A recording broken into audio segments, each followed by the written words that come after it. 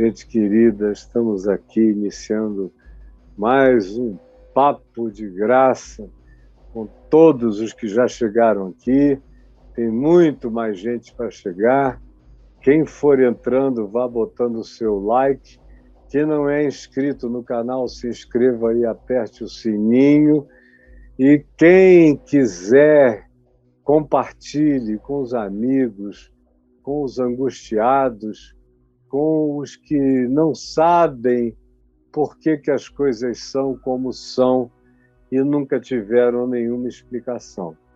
Hoje, por exemplo, eu quero fazer uma pergunta a você que vai entrar aí imediatamente para você acompanhá-la comigo. E essa pergunta questiona por quê. Bota esse porquê é de pergunta, Braulio, é separado, não é de afirmação. Por que somos cristãos? Por quê? Você sabe por quê que você é um cristão? A maioria esmagadora não sabe por quê. Sabe não. Tem outros que dizem é porque a igreja preenche um lugar social e esse é a razão. Esse é o raciocínio de explicação.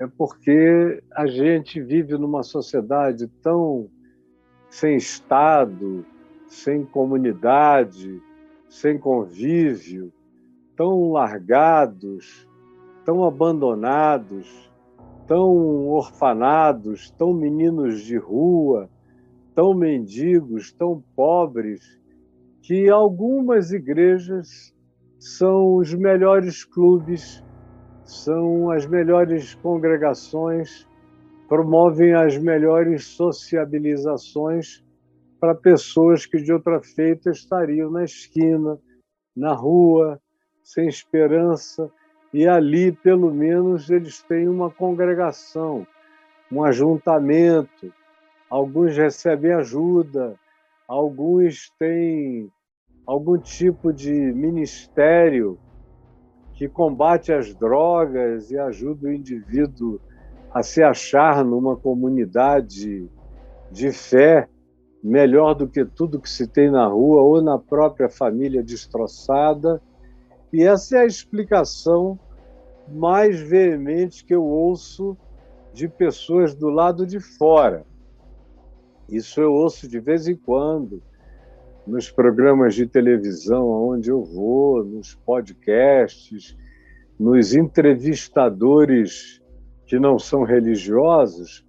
A maioria deles me dizem, não, eu sei que a igreja não é o que ela deveria ser, não parece com Jesus, mas uma coisa é certa, para o pessoal ferradaço, que não tem para onde ir, muitas delas cumprem o seu papel, porque se não for aquilo ali é o tráfico, é a milícia, ou é o crack, ou são as drogas. O senhor não concorda, pastor? E eu concordo que algumas dessas comunidades chamadas igrejas, por piores e mais horrorosas que sejam, elas pelo menos produzem ocupação.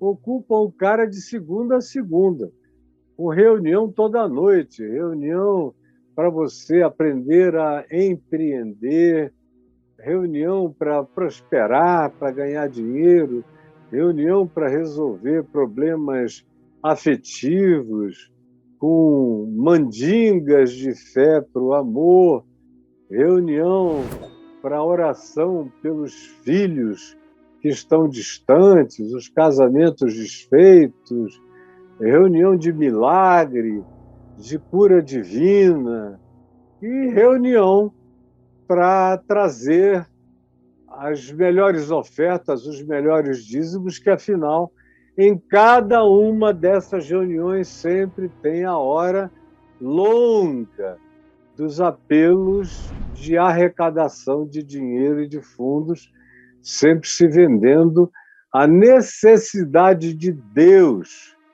Deus está pedindo para você dar dinheiro para o nome dele poder entrar na televisão e no rádio, para que pessoas sejam convidadas e encham aquele templo. E aí mais pessoas deem dinheiro para que o nome de Deus seja mais ocupado na televisão e no rádio. Então esse é um ciclo que se vende para todo mundo e tem gente que diz, não, eu sou cristão para isso, e se já está dentro do grupo, acrescenta algumas coisas. Não, eu sou cristão para dar o dízimo, e o gafanhoto, o migrador, a maldição, não venha me corroer, me destruir, ou eu sou cristão para poder ficar sobre a cobertura espiritual do meu líder espiritual, ou eu sou cristão para pertencer a um grupo que é mobilizado na hora das eleições para a gente votar nos candidatos indicados para a nossa igreja ter poder financeiro, poder político, influência. Sou cristão para ajudar a governar o mundo para Deus, através dos pastores e dos deputados religiosos. É para isso que eu sou cristão. Ou eu sou cristão porque eu nasci numa comunidade, meu pai já era, minha mãe já era. Para mim é uma questão cultural. Eu fui batizado quando eu era adolescente. Eu acabei casando com uma menina da igreja. Eu a desvirginei, ela me desvirginou. Nós já tivemos 2, 3 filhos, frequentamos os mesmos lugares, temos os mesmos amigos. Eu sou cristão por isso. Eu nem sei como é que é não ser, por exemplo, evangélico ou membro de uma igreja. Agora, se você pede que a pessoa dê a você razões a mais, significados a mais, a grande maioria não sabe dizer. Tem alguns que ainda acrescentam, não, eu sou cristão porque eu canto, e o melhor modo de agradar a Deus cantando é cantando hino de igreja, canção gospel. Então, para eu não cantar músicas do chamado mundo, entre aspas, eu canto essas músicas que agradam a Deus, ganho um bom cachê, enchendo igrejas e louvando ao Senhor. É para isso que eu sou cristão. Outros dizem, é porque eu sou bom de bico, bom de comunicação. Aonde eu falo, as pessoas ficam empolgadas. Eu conheço outros que dizem, não, eu tenho o dom de levantar fundos, dinheiro, esse é o meu dom. Aonde eu peço dinheiro, eu levanto 10 vezes mais do que todo mundo. De modo que esse virou o meu ministério. Eu agora vou de igreja em igreja, domingo após domingo, fim de semana após fim de semana, levantando fundos. Eu fico 1 hora falando e levanto mais do que todo mundo. E ganho 15%, 20%, 25%, de modo que não tem negócio melhor para mim no mundo. Estou agradando a Deus, porque Ele precisa do meu dom de levantamento de dinheiro para as causas que Ele esposa, e eu vou ganhando a minha grana enquanto eu sirvo ao Senhor levantando fundos. E aí você encontra alguns outros argumentos da mesma natureza. Aquele que diz, não, eu era camelô, ou eu era vendedor de carros usados, ou eu era vendedor de livros, acabou o mercado. E aí alguém me viu falando e disse, cara, você tem um gogó maravilhoso, faz um curso aqui de 1 ano para aprender as coisas básicas da comunicação num culto, e você vai ser pastor durante 4 anos, vai ser bem remunerado. Se você for um bom levantador de fundos, porque você vai ser medido pelo dinheiro que você levanta, você pode chegar a bispo, e se você for um bispo que levanta muito dinheiro e mobiliza as pessoas para contribuírem, você vai se tornar uma espécie de arcebispo de uma diocese cristã, evangélica, pentecostal, neopentecostal, e você vai subindo até que você chega perto do líder maior, começa a ter espaço para falar na televisão, ou no canal da igreja, ou no programa da igreja. É para isso que você é cristão. E tem gente que só tem essa razão para dar. Pedro disse, escrevendo num tempo de muita perseguição, ele disse que cada um de nós deveria aprender a razão da esperança que há em nós. Ele disse, vocês estão aí debaixo de todo tipo de opressão e de perseguição. Vocês estão sendo expropriados, espoliados, perseguidos, martirizados, aprisionados, empobrecidos.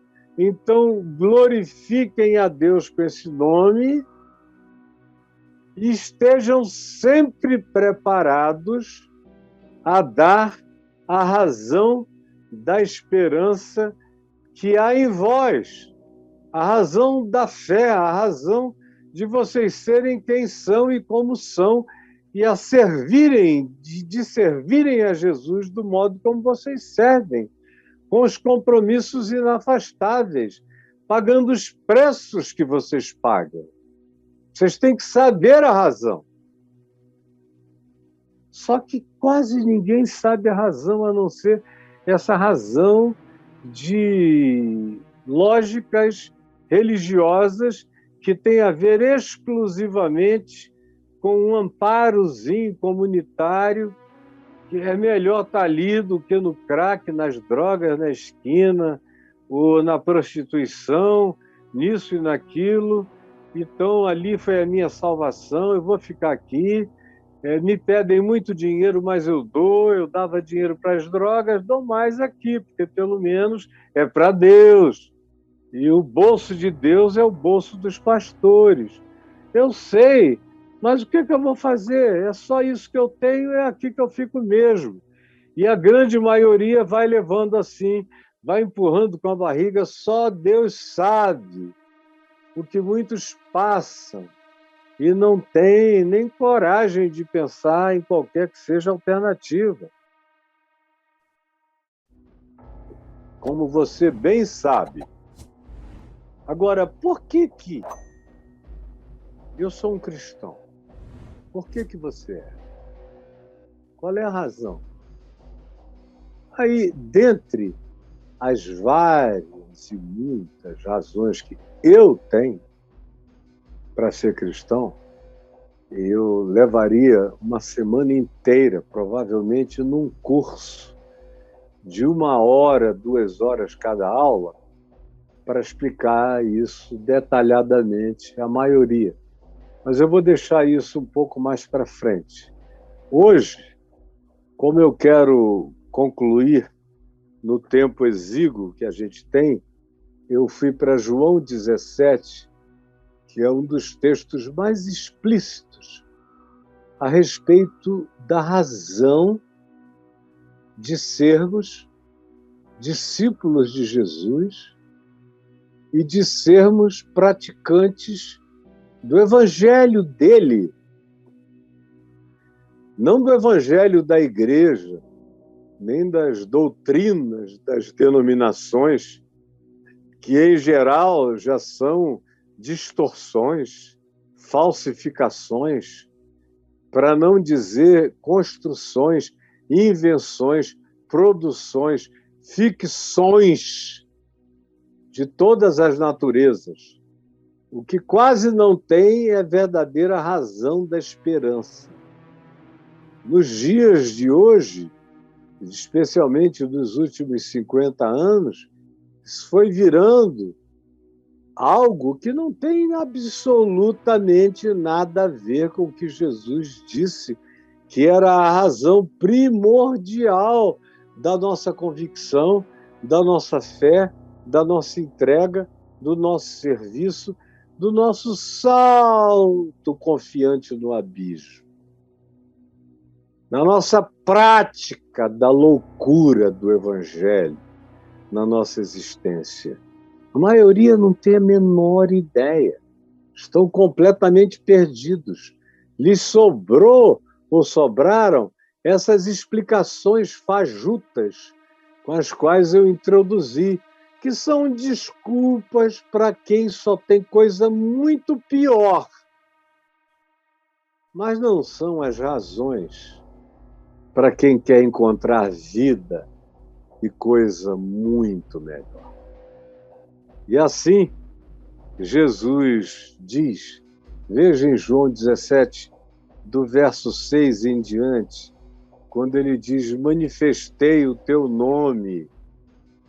Manifestei o teu nome. O nome de Deus é o nome de Cristo. O nome de Deus é o Evangelho, é o ensino do Evangelho.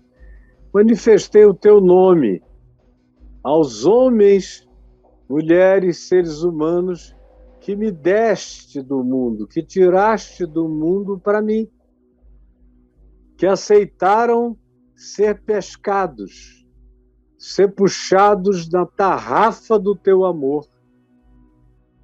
Eles já eram teus. Só não sabiam disso, mas sempre foram teus. E tu nos confiaste. Eles eram teus, eu chamei-os a me seguirem.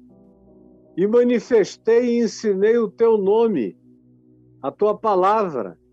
E o teu nome é o Evangelho. E o teu nome se chama pelo meu nome.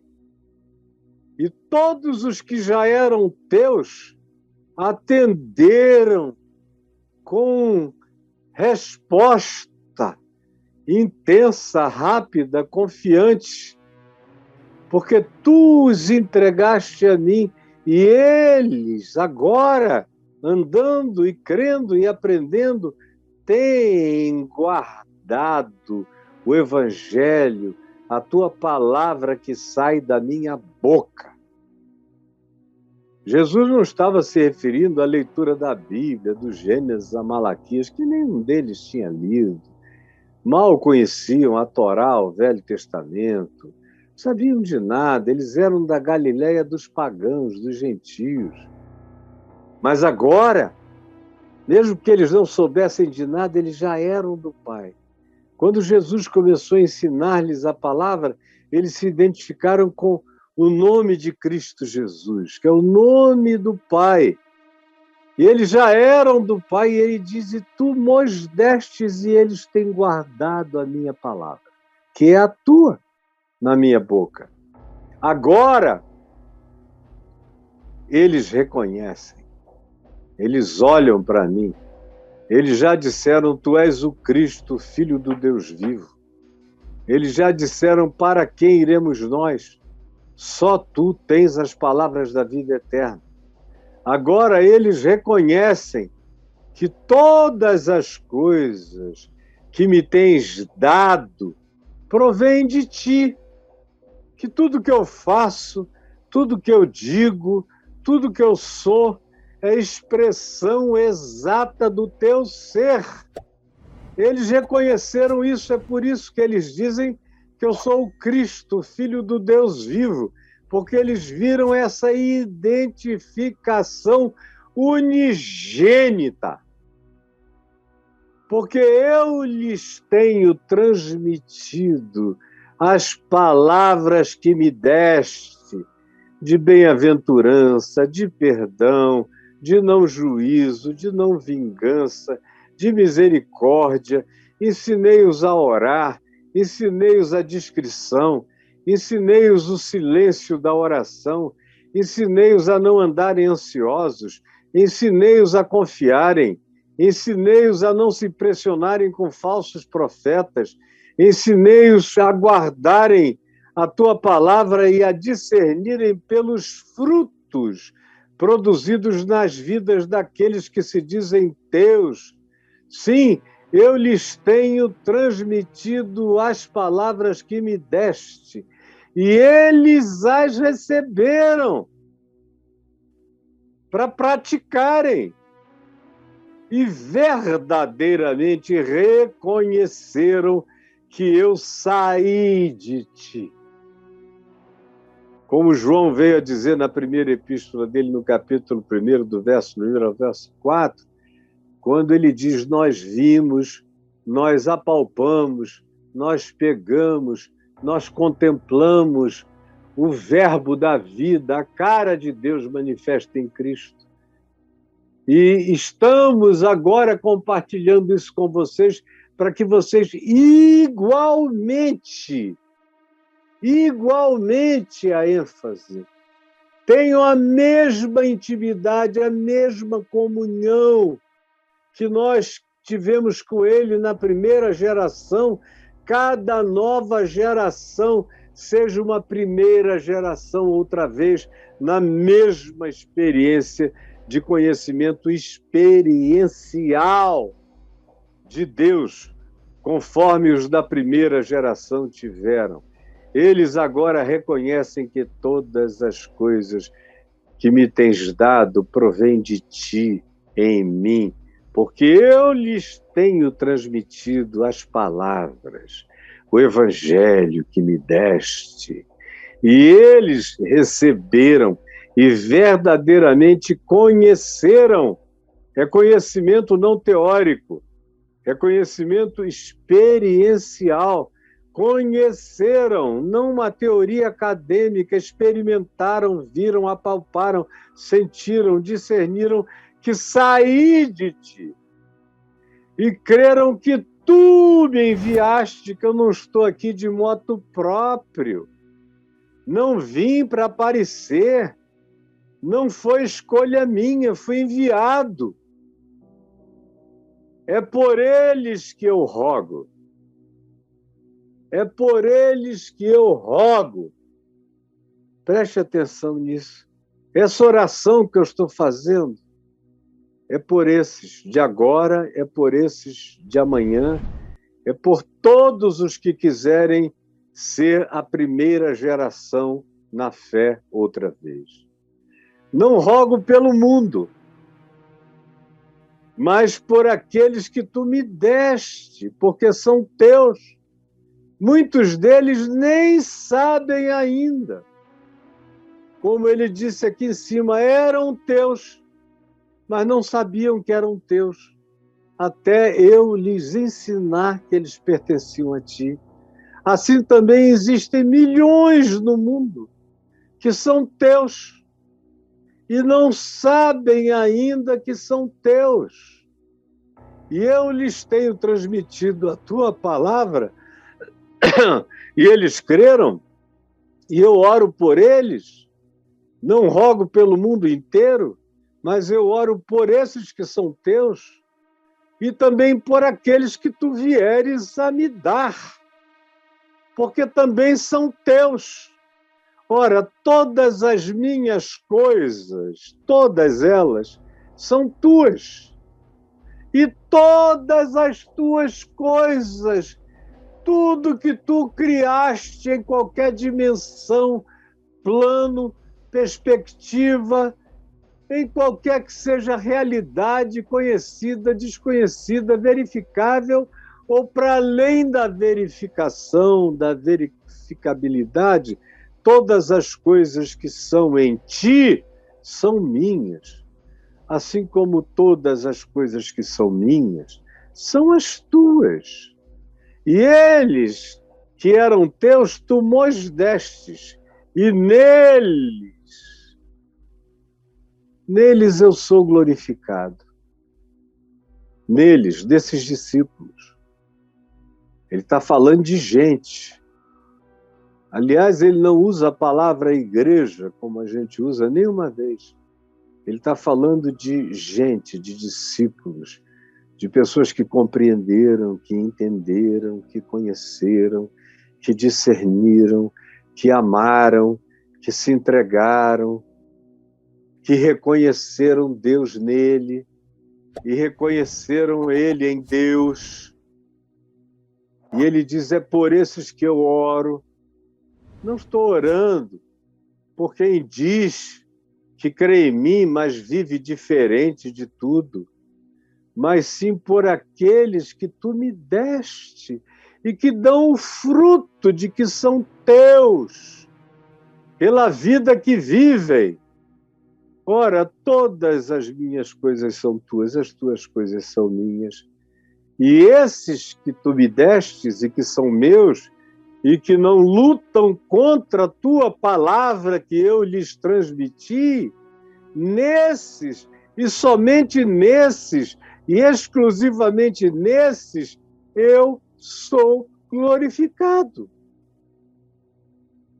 Eu já não estou no mundo, embora ele estivesse ali no mundo, mas ele disse, dentro de mim eu já me desconectei desse processo aqui. Mas eles vão continuar no mundo. Eu estou na iminência de deixar tudo isso. Mas eles vão continuar e vão continuar sem mim, ao passo que eu vou para junto de ti.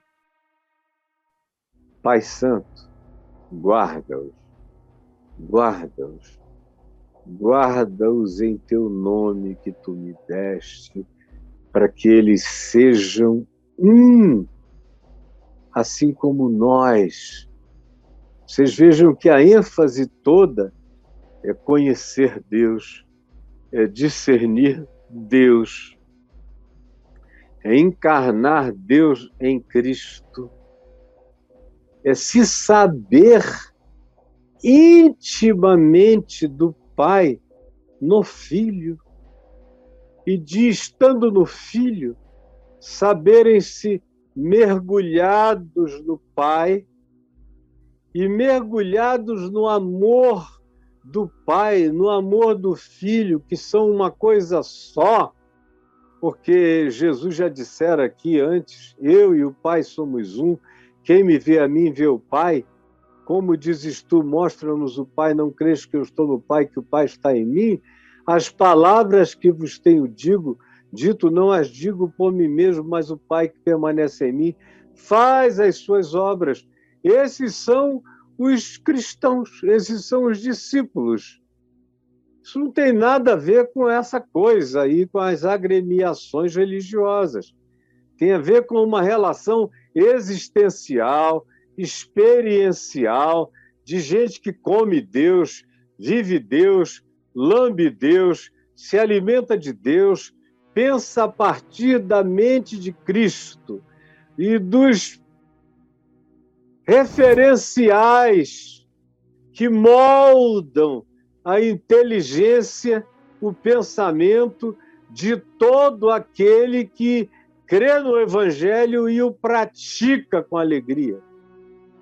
Aí Jesus diz, eu já não estou aqui. Eu estou na Twilight Zone, mas eles continuarão no mundo por muito tempo. Eles vão sofrer todo tipo de tentação, de provação, de desvio, de corrupção, de escândalo, de falsos profetas, de falsas profecias, de falsos evangelhos, de falsos messias, de falsos apóstolos, de obreiros fraudulentos. Eles vão ser transformados em mercadoria, em commodity, em fonte de lucro durante muito tempo. Eles vão ficar aqui no mundo. Eu estarei contigo, mas eles estarão aqui. Por isso eu te imploro, Pai Santo, guarda-os. Guarda-os. Guarda-os no Evangelho. Guarda-os no teu nome. Guarda-os na tua palavra. Essa palavra, esse nome e este ensino que tu me deste, para que eles sejam um. A finalidade disso tudo, desse discernimento, dessa compreensão, desse pertencimento, desse belonging em Deus, é para que, sendo um contigo, um em mim, eles se reconheçam como irmãos. Não por causa de batismo, de doutrina, de denominação, de agremiações, de nada disso. Se reconheçam como irmãos porque creem na mesma palavra, que não é um livro, é um conteúdo a ser vivido, praticado e obedecido. Porque eles se conheçam identificados pelo mesmo caráter, que é o meu caráter, que eles viram, que eles observaram meu modo de ser, de tratar, de incluir, de profetizar, de dizer sim, de dizer não, de dizer é certo, de dizer não é certo. Esses que aprenderam o meu ser e que andam conforme a minha palavra, o meu amor, e que se reconhecem uns nos outros. São os meus, são os teus, são os nossos, são os que são uns dos outros, são os que nós poderíamos chamar de a única verdadeira igreja. A única verdadeira igreja. Aí ele continua aqui nos versos de 14 a 16, dizendo: eu lhes tenho dado a tua palavra, que não é a Bíblia do Gênesis ao Apocalipse, é útil para o ensino, é inspirada, eu a amo, eu a sei praticamente de cor, a leio há 50 anos, lerei até o último dia da minha vida, mas a única palavra de Deus é Jesus, é o Verbo encarnado. E os evangelhos são a narrativa sobre a encarnação do Verbo, o exemplo do Verbo, o ensino do Verbo, as obras do Verbo, a vitória do Verbo na cruz, a ressurreição do Verbo e a volta do Verbo de Deus. Esses são os evangelhos. Esse é o testemunho dos apóstolos. Aí no verso 16 ele diz algo importantíssimo para nós. Primeiro diz: eu não peço que tu os tires do mundo, e sim que tu os livres do mal. Livra-os do mal. Livra-os do mal. Eu já lhes tenho dado a tua palavra, e o mundo os odiou, porque eles não são do mundo, como também eu não sou. Não peço que tu os tires do mundo. Eles são o sal da terra, são luz do mundo. Tem que ser gente da sociedade. Eles não são do mundo, mas eles continuam no mundo e precisam ter gosto, precisam ter sabor, precisam ser, como sal, um preservador da vida. Precisam ser gente do amor, da luz e dos frutos da luz, que são o amor, a alegria, justiça e verdade. Eu não te peço que tu os tires, ao contrário, que eles se imiscuam na sociedade e sejam guardados do mal enquanto dão sentido, enquanto melhoram a existência. Eles não são do mundo, como também eu não sou, mas eu quero que eles aprendam a viver no mundo como eu vivi, imerso em todas as coisas, tentado em todas as coisas à semelhança humana, mas vivendo cada vez mais sem pecado. Assim como tu me enviaste ao mundo, assim também eu os enviei, para que eles sejam pequenos cristos, para que eles sejam reproduções minhas. Assim como tu, eu os enviei. Tu me mandaste e eu os envio com o mesmo paradigma, para serem manifestação da mesma encarnação. para as mesmas palavras, para o mesmo modus operandi, para os mesmos gestos, para o mesmo trato, para o mesmo amor, para o mesmo carinho, para a mesma fé, para a mesma largura e expansão de graça, para a mesma cobertura, para a mesma altura, para a mesma profundidade, para o mesmo comprimento, para conhecerem o teu amor, que excede a todo entendimento, e para manifestarem isto no mundo. Santifica-os na tua verdade, na tua palavra, pela obediência. A tua palavra é a verdade. E ele diz isso aqui de 14 a 16, e veja o que ele diz de 20 a 26. Não rogo somente por estes aqui, Pedro, Tiago, João, e os demais, as mulheres, os discípulos que estão à volta, não só por estes,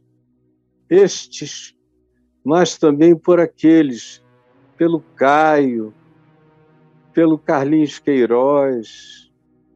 Eu te rogo pela Adriana, eu te rogo pelo Ricardo Gondim, pela Jerusa, eu te rogo pelo Ariovaldo, eu te rogo pelo Sérgio do Zilek, eu te rogo pelo Manfredo Grellert, eu te rogo pelo John, eu te rogo pelos jovens apaixonados, eu te rogo pelos velhos que cansaram, mas não desistiram.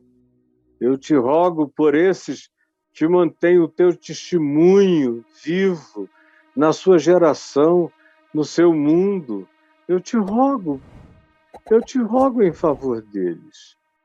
Em favor deles eu me santifico, para que eles sejam santificados na tua verdade e na imputação da minha verdade, santificando a eles. Não rogo somente por estes, mas também por aqueles, milhões de outros que vierem a crer em mim,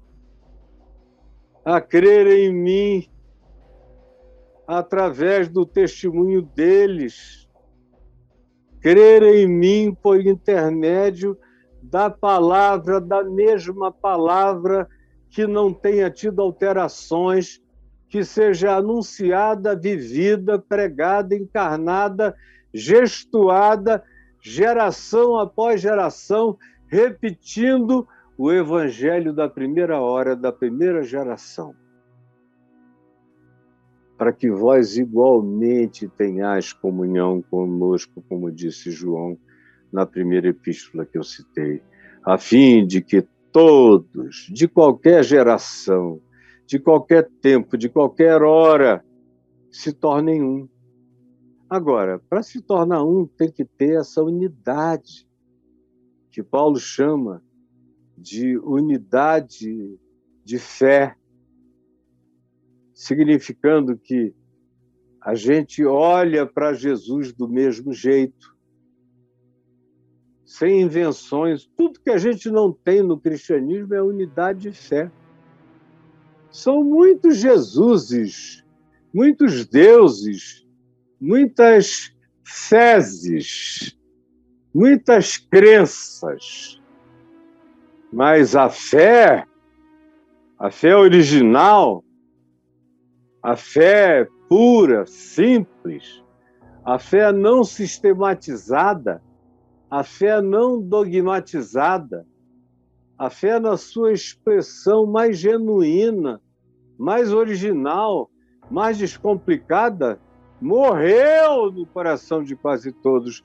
No entanto, só serão continuidade destes, da primeira geração, aqueles que mantiverem a mesma fé, simples e original, conforme o Evangelho que eu prego, vivo e encarno, pelo qual eu morro, pelo qual eu ressuscito, pelo qual eu serei glorificado, pela mesma palavra, a fim de que todos sejam um, Do contrário, serão uma hidra de milhões de cabeças.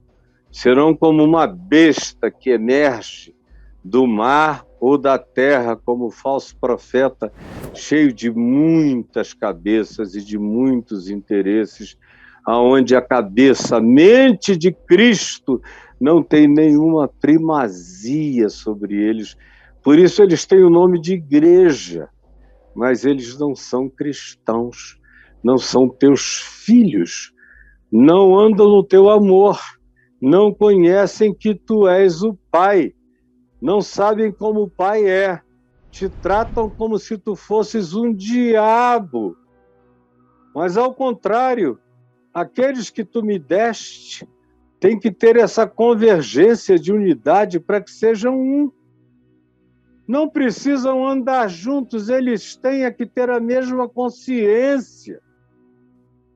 Como és tu, ó Pai, em mim, e eu sou em ti, eu quero que eles também sejam um em nós. Não tem nada a ver com pertencer a uma agremiação, filhos de uma doutrinação. Não, eles têm que habitar no ventre da divindade. Eles têm que ser filhos da placenta de Deus. Eles têm que carregar o meu DNA, porque eu sou o primogênito entre esses muitos irmãos que se tornam herdeiros e co-herdeiros de Deus e que manifestam o meu semblante na terra. Pela minha contemplação, pela obediência ao Evangelho, eles vão ficando parecidos comigo e aprendem a carregar o caráter do Pai, tal filho. Eles se tornam tal filho, tal pai e tal irmão primogênito, a fim de que todos sejam um, como és tu, ó Pai, em mim e eu em ti, também sejam eles em nós. Para quem? Para quem? Para quem? Para que o mundo creia que tu me enviaste. Para que o mundo creia que tu me enviaste. Não adianta mandar gente pela terra inteira. Eu fiz parte de uma geração que prometeu que iria evangelizar o mundo até o fim do século XX. O texto básico era de Mateus 24, e será este evangelho do reino pregado a todas as nações, então virá o fim. Eu fiz parte dessa geração. E o principal expoente dessa geração foi o Billy Graham, disparado, superior a qualquer liderança cristã, ou de igreja, ou de denominação. Ele foi o maior promotor de aglutinação de lideranças cristãs na terra inteira, visando a evangelização do mundo até o final do milênio. E muitos esforços foram feitos, eventos, encontros, comitês foram criados, contextualização de evangelização. A evangelização na América Latina tem que ser assim, na África tem que ser assado, na Europa tem que ter esse outro viés, e evangelização de muçulmanos, janela 1040, tem que ter essa perspectiva. Foi um século inteiro, praticamente, de discussão sobre evangelização, de envio missionário, e quanto mais se discutia a evangelização, mais se dividia, mais surgiam loucos, mais surgiam carismáticos recebendo revelações malucas, mais vinham pentecostais com novos modos de evangelização que negavam os fins. Eles usavam meios que eram contraditórios em relação ao princípio e ao fim, e diziam que para alcançar aquela finalidade, qualquer meio era aceitável e foram corrompendo tudo. Aí os reformados atrapalharam até não poder mais, dizendo que os únicos que deveriam ser evangelizados eram os eleitos, como se você pudesse separar o joio do trigo. Aí falavam mal de quem pregava e no final convidava todo mundo que quisesse a crer e a vir a Cristo. E diziam que isso era blasfêmia. Chamaram o Billy Graham de blasfemo. Aqui no Brasil tinha um pessoal das igrejas presbiterianas conservadoras que diziam que eu era o herege, porque eu evangelizava para todo lado e convidava todo mundo para vir a Cristo. E os batistas do rastro de sangue diziam a mesma coisa. Só os eleitos, só os do rastro de sangue serão salvos e você fica oferecendo essa graça barata. Então, só atrapalharam até que a gente chegou no ano 80, os anos 80, e a vaca foi para o brejo. E o maior sinal dessa porcaria, que eu não tenho outra expressão para designar, foram os dentes de ouro, que vieram junto com a confissão positiva, a teologia da prosperidade e os dentes de ouro. O cara dizia: o Senhor me ungiu, eu agora tenho esse dente de ouro aqui que eu não tinha. Agora eu tenho. Aí eu dizia: por que Deus não te deu um dente de marfim? Não deu um dente natural? Por que ele deu de ouro? Para mostrar o esplendor da glória dele.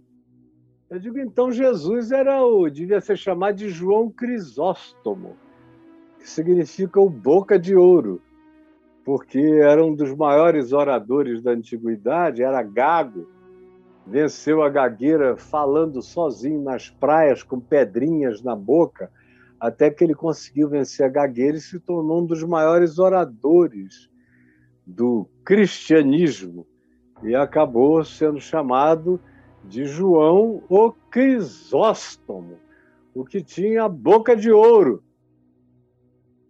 Então, Jesus devia ser o João Crisóstomo, agora ele só tinha dente normal. E, sinceramente, se ele fosse curar algum dente de alguém, ia sair dente normal. Mas vocês querem de ouro? Olha, isso me parece mais com doutrina de Satanás. Eu comecei a dizer no fim dos anos 80, início dos anos 90, falei para milhares de pastores: tem espírito maligno nesse avivamento de vocês, não tem nada de Espírito Santo, só tem fogo estranho.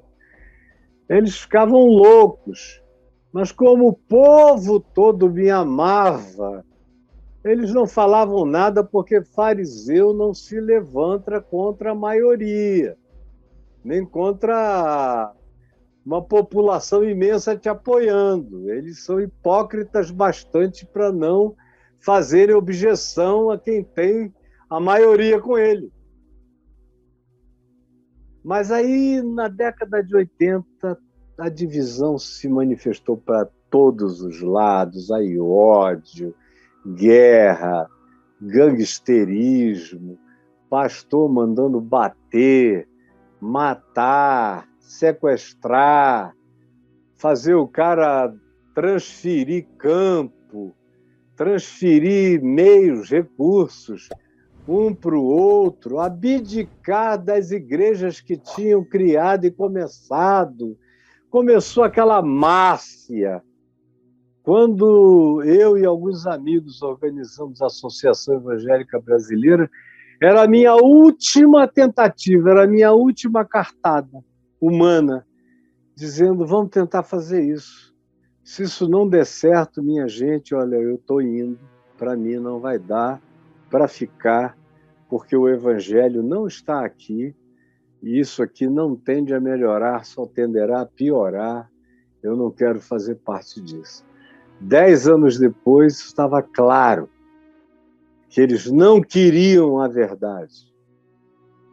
O que eu pensava antes, que eles não praticavam porque eles eram ignorantes, depois eu vi que não, eles podiam receber toda a informação que assim mesmo eles não queriam, porque eles não amavam a verdade, eles preferiam trocar a verdade pela mentira, com aquela frase que eu comecei a ouvir de um e ouvi de muitos: Caio, tudo que você prega está certo, só não dá certo.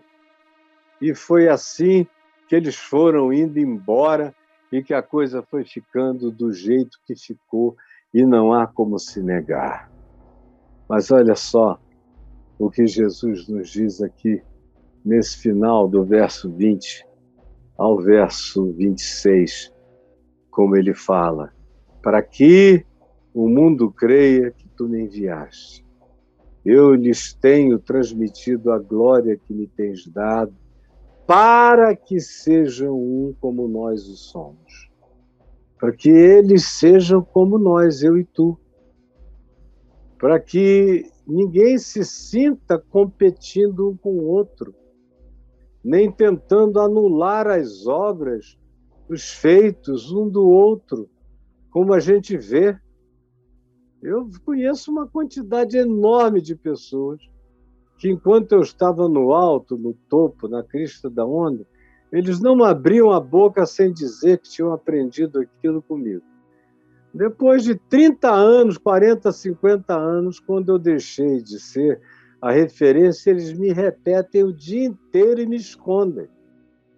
Porque eles não querem ser um com a verdade do Evangelho, eles querem ser um com personas, conforme o interesse, não conforme a essência e o conteúdo. Não querem ser um com o Pai, nem querem ser um com os irmãos. Eles não querem a minha proposta, que é eu neles. Eu neles. Eu neles significa eles vivendo de mim, a minha palavra, e tu em mim, a fim de quê? A fim de que sejam aperfeiçoados na unidade, no amor. Para quê, hein?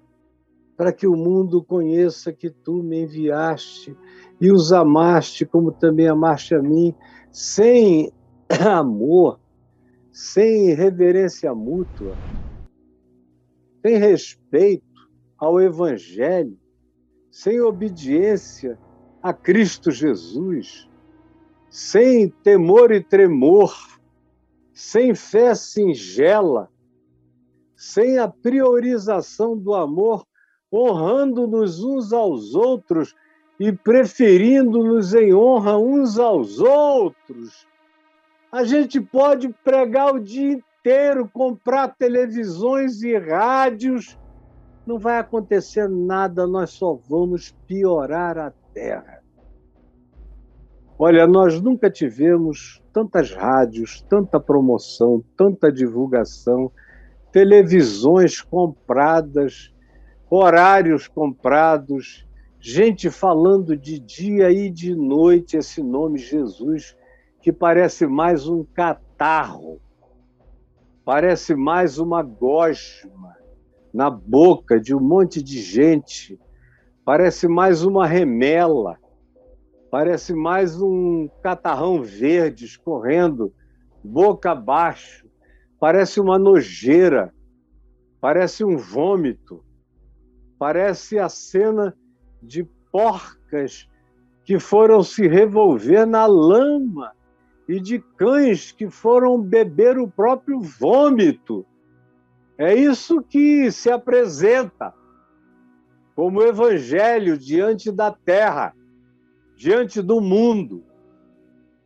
Você só ouve a feiura dos pastores, feiura das igrejas, feiura dos conluios, feiura dos negócios, feiura das barras de ouro, feiura dos votos trocados por capitais e commodities as mais variadas, pela busca desenfreada de poder, gente fazendo qualquer coisa para aparecer, para ter publicidade, para ter verba publicitária, para ter meios humanos, para se empoderarem nessa existência perversa É só o que a gente tem. E tem mais. Eles vêm aqui ao Planalto, e eu conheço todos eles desde menininhos. Com exceção dos idosos, os que têm mais ou menos 60 anos, 65, 70, eu conheço desde que tinham 18, 19, 20. Sei quem eles são, sei que se odeiam, que as suas mulheres se detestam, que não existe nenhum pingo de unidade entre eles. Eles vêm juntos para fazerem um lobby e obterem as mesmas vantagens em nome do mesmo grupo, como se separados dali eles fossem amigos, companheiros, amorosos, sinceros e gente do Evangelho, quando de fato não são. São a antítese e a negação. Pai, a minha vontade é que onde eu estou, eles também estejam comigo. Esses que tu me deste, eu quero que vivam comigo, para que vejam a glória com que tu me conferiste. Quanto mais íntimos de mim, mais eles conhecerão a verdade da tua glória. Porque tu me amaste antes da fundação do mundo. Eu quero que eles sejam pessoas que carreguem essa transcendência do teu amor. Só isso vai poder fazer com que eles tenham prazer na irmandade mútua. Pai justo, o mundo não te conheceu, eu, porém, te conheci. E também estes compreenderam que tu me enviaste. E eu lhes fiz conhecer, experiencialmente, provar, lamber, tocar o teu nome. E ainda revelarei mais de mim, mais conhecimento. Tem mais ainda a ser acrescentado, a fim de que o amor com que me amaste esteja neles e eu neles esteja. Por que você é um cristão? A razão principal está dita aqui em João 17. É para isso. E se não houver isso, não haverá qualquer que seja o benefício do Evangelho trazido ao mundo. O Evangelho, sem ser assim, é só uma religião que se transformou em cristianismo e fez mal ao ocidente da terra. Aqui e ali fez um benzinho, mas, no geral, tornou o nome de Deus blasfemado entre os gentios por nossa causa. Quase todos os ateus do mundo são ateus por causa da insuportabilidade hipócrita e mentirosa da religião, do cristianismo, de todas as vertentes, inclusive dos evangélicos e dos protestantes, de todos, que são mentiras vivas contra a verdade de Deus. São seres que existem no ódio, na cobiça, na disputa, na tentativa de um cobrir o outro, de aparecer sobre o outro, de negar o significado do outro na vida dele.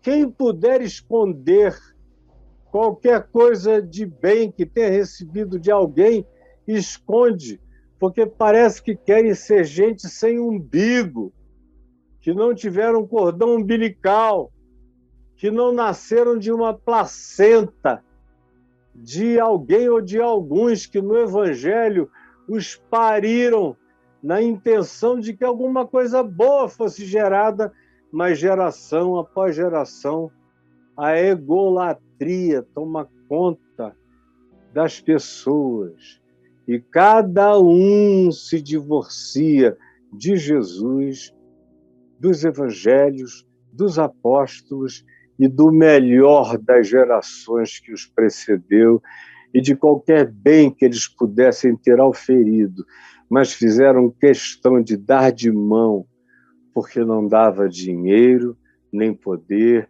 nem recurso, nem influência. Então viraram a blasfêmia viva do cristianismo sem Cristo, do evangelho sem boa nova, da igreja sem Deus, da pregação sem fé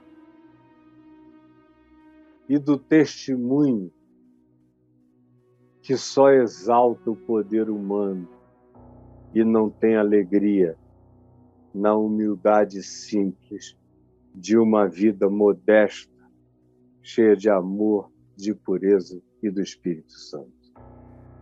A gente é cristão para essas finalidades de Jesus aqui. Para quê? Para quê? A fim de quê? Por essas razões é que eu sou cristão. Se eu não for cristão por essas razões, é melhor eu desistir e ir embora, que é para eu não ficar fazendo mal, usando o nome de Jesus para viver o anti-evangelho, para ser um anticristo contra o evangelho de Jesus. Senhor, permite que essa leitura explicada com singeleza tenha sido entendida por alguém, por alguns, e que no coração de muitos surge essa vontade de saltar da segurança do cristianismo para essa loucura absurda do evangelho. Com todo o coração, com toda a confiança, sabendo que os que esperam no Senhor sobem com asas como águias, correm e não se cansam, caminham e não se fatigam. É o que eu te peço. Fortalece o coração de todos nós, em nome de Jesus. Amém e amém.